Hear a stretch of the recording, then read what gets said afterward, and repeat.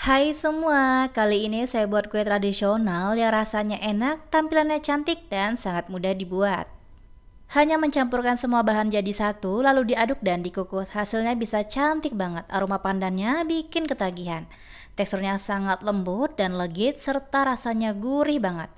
Kue talam pandan ini juga cocok banget kalau dijadikan ide jualan ataupun cemilan, dan kalau udah coba, pasti ketagihan. Yuk langsung aja kita buat sama-sama. Pertama, kita buat bahan A-nya. Di wadah bersih, masukkan tepung beras sebanyak 100 gram atau sekitar 10 sendok makan. Masukkan tepung tapioka sebanyak 2 sendok makan atau sekitar 20 gram. Gula pasir sebanyak 1 sendok makan atau sekitar 20 gram. Garam sebanyak setengah sendok teh. Di sini saya juga menambahkan pewarna putih makanan sebanyak setengah sendok teh. Tapi kalau tidak ada boleh di skip ya teman-teman. Lalu diaduk rata dengan whisker sampai semua bahan keringnya ini tercampur. Selanjutnya, saya menambahkan santan sebanyak 400 ml. Untuk santannya ini, saya gunakan santan instan yang ditambah dengan air ya teman-teman. Masukkannya secara bertahap, diaduk dengan whisker sampai rata. Untuk santannya, saya sarankan menggunakan santan segar dan gunakan juga santan yang kental supaya rasa kuenya enak dan aromanya semakin wangi dan rasanya semakin gurih. Nah, ini udah saya aduk rata semua ya sampai tercampur, dan boleh juga disaring adonannya supaya tidak ada bahan yang bergumpal. Lanjut siapkan cetakan, boleh gunakan cetakan apapun yang pasti dioles minyak sayur supaya tidak lengket. Untuk adonan sebelum dituangkan diaduk-aduk terlebih dahulu ya supaya rata. Saya masukkan sebanyak 1 centong sayur aja ya teman-teman. Nah kalau udah lanjut kita kukus. Pastikan juga kukusannya sudah panas, airnya juga sudah mendidih. Masukkan kuenya satu persatu ke dalam kukusan, dikukus menggunakan api kecil ya. Dikukus selama 5 menit sampai adonan putihnya set. Sambil menunggu adonan putih set, kita buat bahan B. Di wadah yang bersih, masukkan tepung beras sebanyak 100 gram atau sekitar 10 sendok makan. Tambahkan tepung tapioka sebanyak 2 sendok makan atau sekitar 20 gram. Tambahkan gula pasir sebanyak 100 gram atau sekitar 5 sendok makan.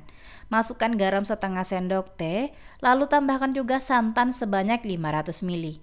Masukkannya secara bertahap ya, lalu diaduk dengan whisker sampai rata. Kalau mau kuenya jadi lebih awet, jangan lupa ya untuk santannya dipanaskan terlebih dahulu dan kuenya bisa tahan 2 hari di suhu ruang ya teman-teman. Nah ini udah masuk semua santannya dan udah saya aduk rata.